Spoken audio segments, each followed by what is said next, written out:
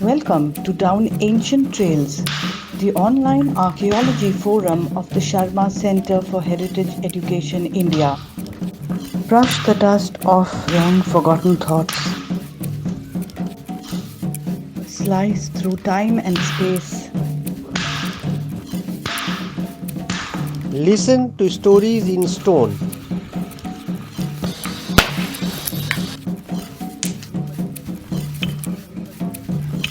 Whispers of voices lost in time.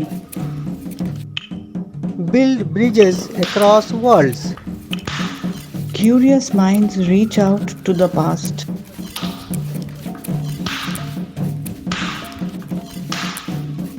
And travel down ancient trails.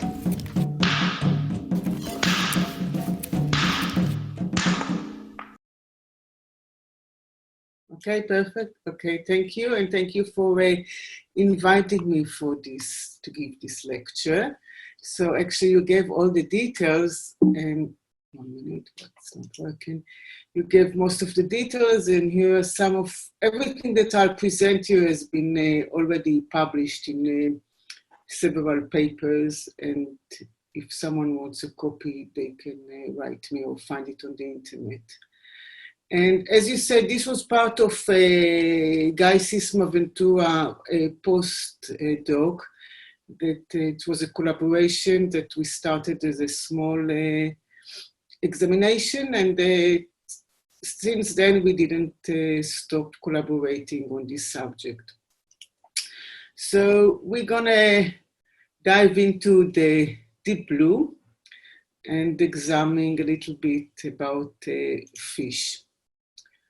So when we use the term blue evolution, what actually do we mean? What is the determination that we want to use?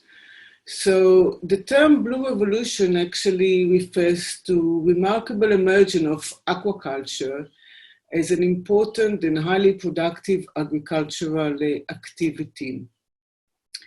And when we examine the key species that are used in Israel for aquaculture, one of them is the Gilthead seabream, or the scientific name is Sparus aurata, and in Hebrew we call it Denise.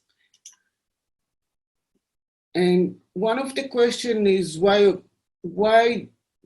this species was chosen for aquaculture, or actually what are the characteristics of fish when they are being used for aquaculture? Because anyone who tried to breed fish and to grow it in an aquarium know that it's not easy at all.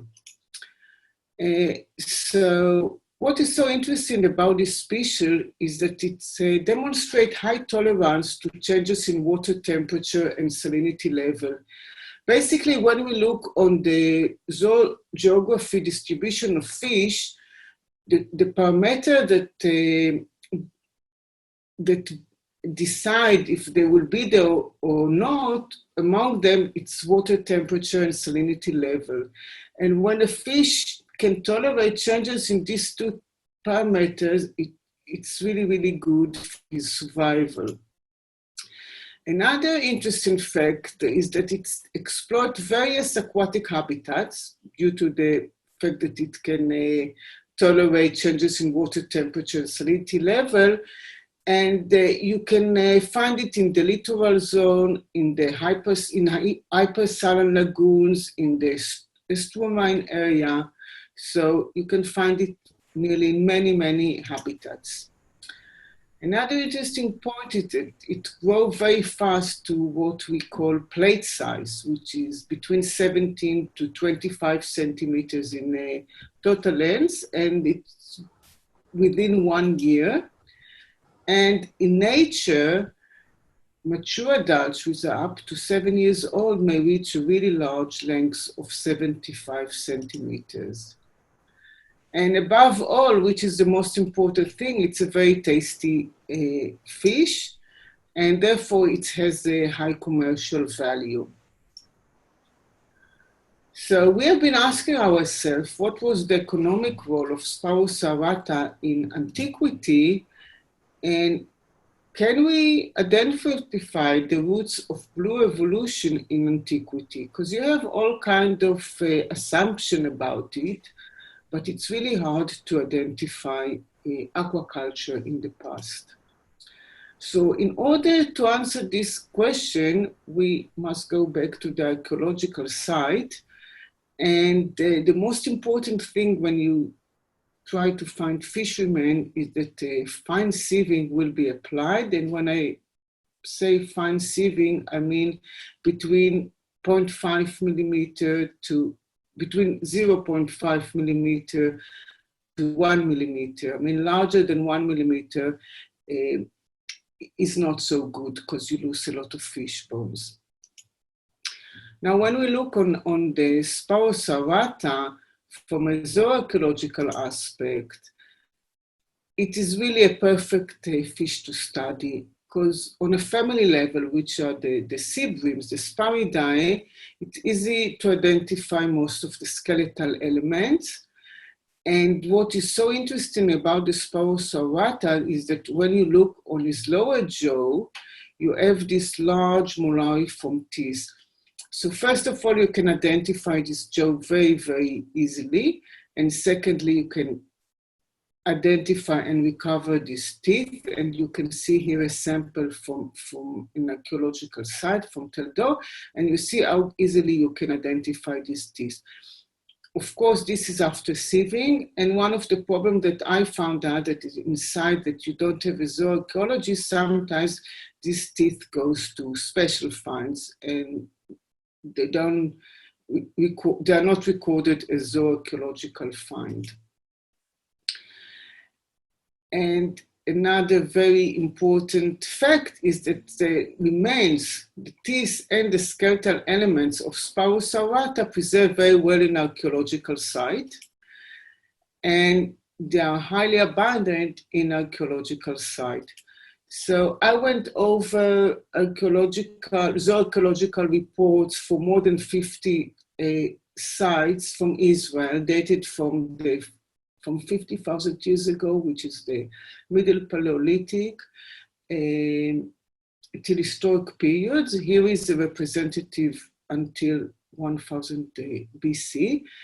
And what you can see, I mean, these are the most abundant families that within these 50 sites, you always have remains of Sparidae in general and Sparus aurata in particular, and this is in coastal side and inland side.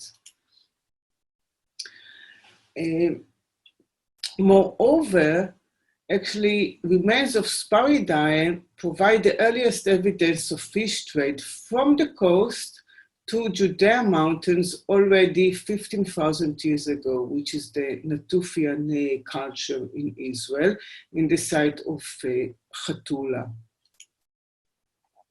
So in all, if we look on the abundance of Sparidae remains and the fact that it appears in all the sites from very early periods, it is an excellent candidate for environmental and cultural changes through time. Our research assumptions were that if we find Sparus aurata in coastal sites, then it applies on local fishing. While in inland side, it's implied on fish trade from the coast, and we assume that it will be from the nearest coast. It won't be from one area along the coast. So the main question was, can we identify the original habitat of Sparus aurata along the coast? And in order to answer this question, we used oxygen stable isotope as habitat marker. Now, why did we use oxygen stable isotope? Because if you look on the minerals that form the skeleton and teeth of fish and of all vertebrae, it is formed of calcium hydroxyapatite. And as you can see, we have oxygen isotope within it. The oxygen isotope from the water of the environment incorporate within the bone and teeth of the animal. Now, in the environment, there are three non-stable isotopes of oxygen, oxygen 18, 17, and 16. When oxygen 16 is the most abundant one, nearly 99.6%, and is much lighter than oxygen 18, oxygen 17 is really rare, so it's not calculated. In order to reconstruct the marker in the environment based of oxygen isotope, we have to calculate the ratio between oxygen 18 and oxygen 16, and we call that delta O18. Now, how do we know what to expect, or to what do we compare the ratio that we find now to the ratio that we, in order to know if there are any environmental changes? So we use a standard of the ratio, and this standard is calculated based on the oxygen isotope delta O18 that was recovered in the deep sea in a depth of 200 to 500 meters, where changes in water salinity level and temperature are very, very small, and also from planktic and benthic foraminifera from selected core sites. So actually, the standard represents an area where we expect that the environmental changes were very small, and therefore, if we take an animal that was in an area that environmental changes were high, we will find a difference between the two. Moreover, the delta of oxygen 18 varies geographically and reflects changes in water temperature, rate of evaporation, and precipitation. Why does it happen? Because when it's warmer, the delta O16 from the ice is melting, and then delta O16 goes into the water and changes the delta O18. So it will be lower. And when it's colder, then the O16 is in the ice, and then we'll have higher value for the delta O18. If we examine studies on this subject from fish, they demonstrated that the value of delta O18 and calcium hydroxyapatite, which is the bones and the teeth, can be measured from the carbonates and the phosphate of the apatite in the bone and the teeth. However, in bones and in the dentine, we found out that the diagenesis and environmental changes contaminate the results. So it's much better to work on the enamel of the teeth. What is also interesting with the fish teeth is that unlike the mammals that replace their teeth once, fish teeth are replaced continuously. For example, some sharks replace their teeth every week. And therefore, the delta O18 represent the exact season and the habitat in which the fish died or was captured. And since the oxygen isotope ratio of fish teeth and bone is controlled by the temperature, we can reconstruct the environment. So if we summarize the use of oxygen stable isotope, we can see that they can serve as an excellent marker of water temperature and water salinity level, and we can differentiate between the different aquatic habitat, if it's freshwater lakes, if it's rivers, if it's estuarine, which changes from freshwater into the sea, or if it's an ocean, or what kind of ocean, which one of them. Now, as I said, the outer layer of the tooth, which is the enamel, or in fish it's the enameloid, preserved very well. It is resistant to environmental changes and to diagenesis and alteration from the sediments, and it's not contaminated, unlike the dental, which does get a little bit contaminated from the environment. So in this research, we used several data sets. First of all, we collected fish from the modern fishery. We collected native Sparus aurata from different habitats. First of all, fish that were captured by local fishermen along the coast and fish that hasn't been bred in aquaculture.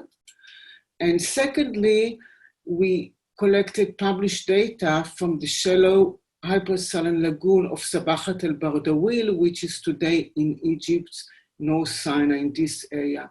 Now, one may ask, why did we choose this habitat and this research? The reason is that this Bardawil lagoon, which is located very close to the Nile Delta, is a very special habitat. It is the largest lagoon along the shore. It is 30 kilometers long, 14 kilometers wide, but what characterizes it the best is that it's very, very shallow. It's only 3 meter depth. Moreover, as you can see, these are sands that are all along here, and actually they close the lagoon. Naturally, there was only one inlet that provided a connection with the sea.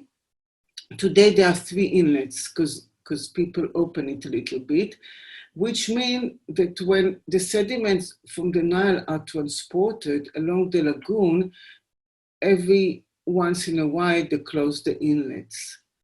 Now, what happens is that once this lagoon is closed, water temperature and salinity level changes dramatically, and the salinity level in this lagoon is very, very high compared to the Mediterranean Sea. This special habitat actually traps several species of fish. One of them is the Sparus aurata, because what happens is that the large individual, they get inside and breed inside, and this area is actually the nursery for the juvenile, because they're protected in this area from predators. And this area is heavily exploited for extensive fishing, because actually it's like, you don't have to feed the fish, they are there, they grow very fast, and all you have to do is come and harvest them. So in addition to the modern data, which we got from Sabachat Bardawil and from the Eastern Mediterranean, we also collected archaeological material, and we collected 107 emulaeiform teeth recovered from 12 coastal and inland sites, as you can see here. And the chronology of these sites spans from 12,000 years ago till about 500 AD, which is from the pre-Proto-Neolithic till the Byzantine period, which is historical period in Israel. On each tooth, we performed several morphometric measurements. First of all, we took measurement of the maximum length and maximum height of the tooth, and this has been used for body size estimation of body weight and length.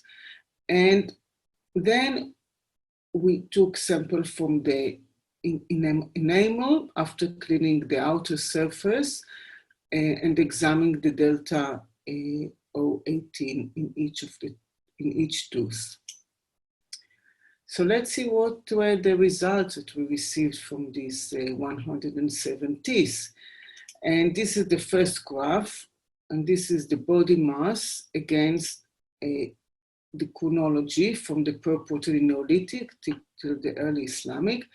And what we can see here, which is very interesting, is that in the early period, which is from the pre-Proto-Neolithic sea until the early Bronze Age, we covered relatively large fish, and also the range of body sizes were relatively large. In later period, which is from the late Bronze Age till early Islamic period, we have presentation of much smaller fish, and also the range of the size is much more smaller, the variability is smaller. Now, when we examine the delta O18 that we received from the teeth, and this is actually the boundary between hypersaline lagoon to what is expected to be recovered in the southeastern Mediterranean Sea. And what we found out that we have a very nice differentiation between these two habitats, when the higher level or higher value recovered for the southeastern Mediterranean will be 23.5. And also you can find seasonal changes along the months from these teeth.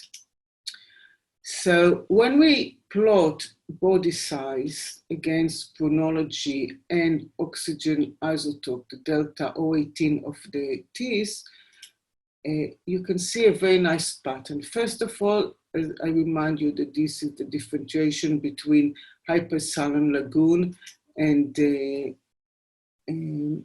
southeastern Mediterranean.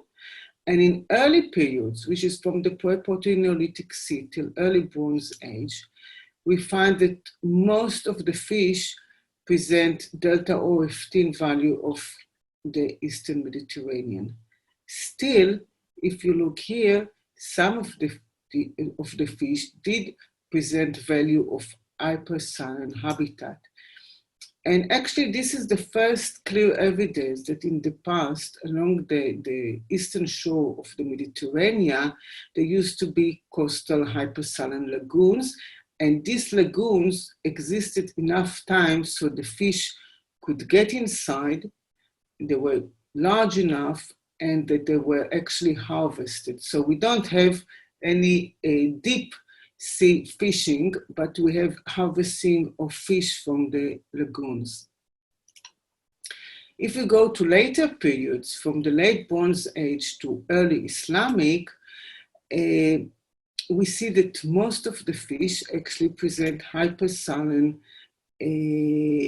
values, which are really, really similar with Badawi Lagoon.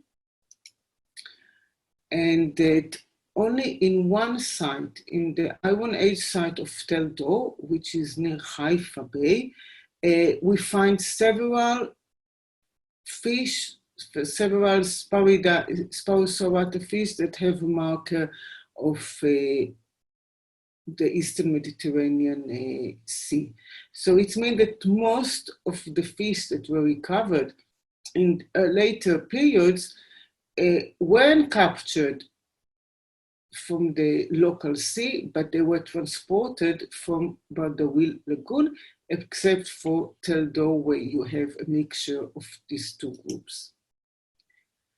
So if we summarize our results, we see that the Sparus aurata was exploited from hypersaline lagoons since the pre-Proto-Neolithic.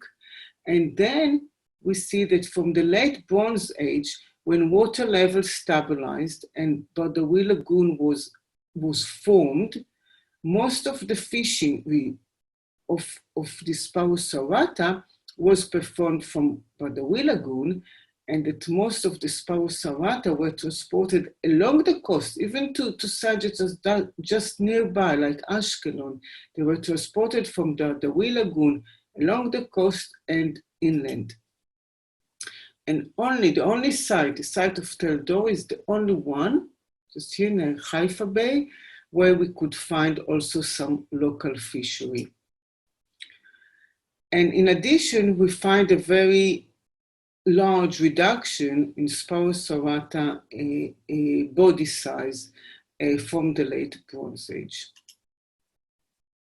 So can we call this the earliest evidence for the Blue Revolution?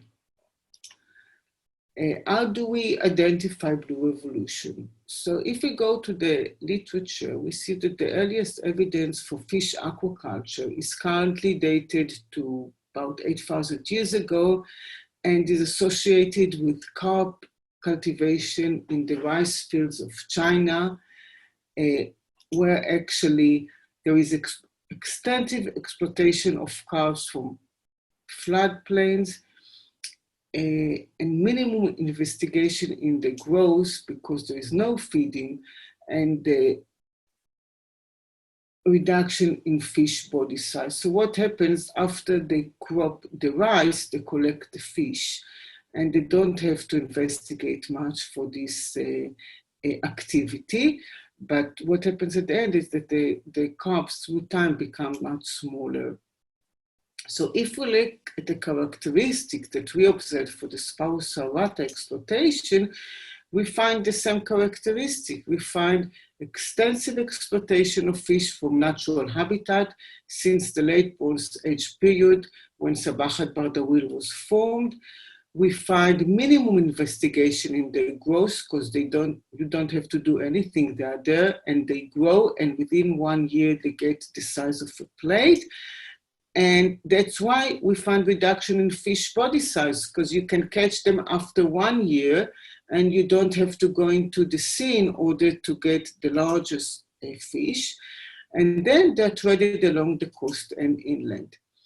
So all these characteristics actually agree with Sparus aurata proto aquaculture at Bardawil Lagoon. And from our point of view, we can call it the Blue Revolution, or the earliest evidence for the Blue Revolution. If we go back to our research assumption, which the first one was that in coastal style, Sparus aurata remains will imply on local fishing. So we can see that this is the truth only for earlier period, because from the late Bronze Age, actually, most of the Sparus aurata remains in coastal and inland side do not testify on local fishing activity, but actually testify on local trade connection with Egypt, as previously was demonstrated only from the Nile perch, the Latis niloticus, because when you find a fish that you regard it as a local fish, you don't think that it was traded from another place and you won't call it exotic.